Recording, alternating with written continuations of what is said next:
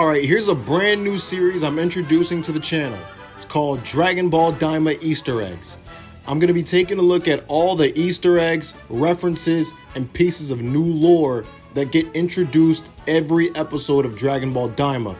So you can look at this video as sort of a time capsule or refresher just in case you forget about something or you want a trivia fact to remember. You can always come to these videos. So it's a brand new series and I will make a playlist for it, so check that out. So let's get started. Number 1, Goku's bounce in the intro, like when he steals the spotlight and getting in front of people. That's reminiscent of the old Dragon Ball intros from Dragon Ball Z, GT, even Super. Every single one of them, Goku bounces in front of everyone because he's the star of the show for Dragon Ball, right? Now, the next few are just going to be from the Majin Buu arc, like these Easter eggs. It's just, I want to point out a lot of what Goma and Degesu are watching. So there's a whole bunch. I'm gonna just go over the main points that they got. First was the introduction of Babidi and Dabura, aka Dabura, but I'll get to Dabura later on, or Dabra, because there's a very important character. Actually, you know what? Let me get into it right now. They mentioned that Dabra, which is how his name is supposed to be pronounced, because it's a pun on something that I'm gonna get to in a second. Just hold on. His father's name is Abura. That's how they pronounced it. So when you combine the names of Abura and Dabura, you get Abracadabra. That's what it's based on. That's what Dabura, it's Dabra. That's what his name is based on. Same thing with Babidi, Bibbidi, and Boo. Bibbidi, Bobbidi, Boo, right? So that's another one. So that's like 2 for the price of 1, I guess. Then you got Goku versus Majin Vegeta. What's this, like number 4, 5 that I just introduced? Degesu's older brother, he mentioned, is Kaioshin. I don't know if the translation was right, but they said that was his older brother for some weird reason. His older sister is definitely Dr. Arinsu, that's for sure. And then you got more Majin Vegeta, Buu hatching, killing Dabra, which I just covered in an episode of the rating series. You can go check that out.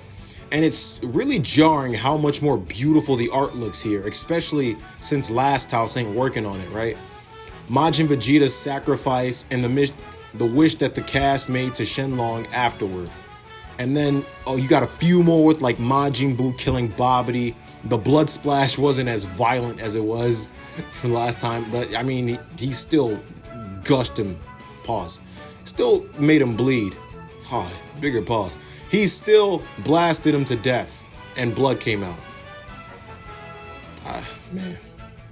And then you got the other one of Majin Buu after he absorbed the gray skinny Buu appearing on the lookout or the palace. Gotenks versus Buu. Gohan on the Kaioshin planet. Gohan with his power unlocked versus Buu. And then you got the Genki Dama that Goku made to kill Buu, as well as the scene where they show him killing Majin Buu, which looked very awesome, looked very good. So this next section is dedicated to, I want to say GT, even though I got a little bit more. So first, Degesu makes a reference to, well, this isn't a part of the GT one. So first, Degesu makes a reference pointing out that Shenlong looks a lot like Porunga. But it's strange how he knows about Porunga and is still surprised that Shenlong can grant 3 wishes. Then, the Tamagamis protect the Dragon Balls of the Demon Realm. So they're kind of like the evil dragons from GT because, you know, they had the Dragon Balls in their heads or bodies, like placed within their bodies. So they were essentially kind of like the protectors of the Dragon Balls. In my review video, I said maybe this could be like the reason why Neba made these Dragon Balls was for them to keep, you know, the minus energy intact. But that's just a conspiracy. That's just me. That's just my thought. Maybe that's a reason. And then next, Goma decides to turn everyone into into kids. And I made a comparison in my review video that this could be like, you know, he could be like the Pilaf, like in the Pilaf role from GT. And then Mai would be Dr. Arinsu. And then Soba/Shu would be like Degesu. And then the storm-looking portal that Neba, Goma, and Degesu come out of looks like the portal that the 2 number 17s created from Dragon Ball GT. Remember the one that Piccolo and Goku had to open up as well? The passcode pin number that they had to use to leave to go into the mortal world was 0493. That is a trivia fact that could be brought up in a quiz. I like that. I like that at Trunks' party, everyone's like friends group was kind of arranged as how it was supposed to be. If you notice, if you look closely, and this is the one that made me notice, it was that the Muten Roshi, also known as Master Roshi in the dub, was sitting with Gyumao or Ox King.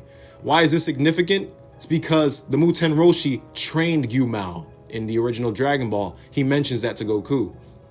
Goku also mentions that Saiyans hit a growth spurt around the age of 15, which is a bit weird and unusual because Gohan, maybe he's just an oddity, hit a massive growth spurt during his training with Goku in the Room of Spirit and Time. Also, in the Trunks special that Akira Toriyama wrote, Trunks, who was around the age of 14 in that manga, had already looked way taller than this Trunks. So that's a weird one, but it's still in there. Around 22 minutes into the episode, I noticed this drawing of Goku, and I'm wondering if Katsuyoshi Nakatsuru drew it, because this drawing of Goku from Dragon Ball GT looks very, very reminiscent of the art style. The only thing throwing it off really for me are the ears, but I really wonder who did it, and I'm gonna find out who.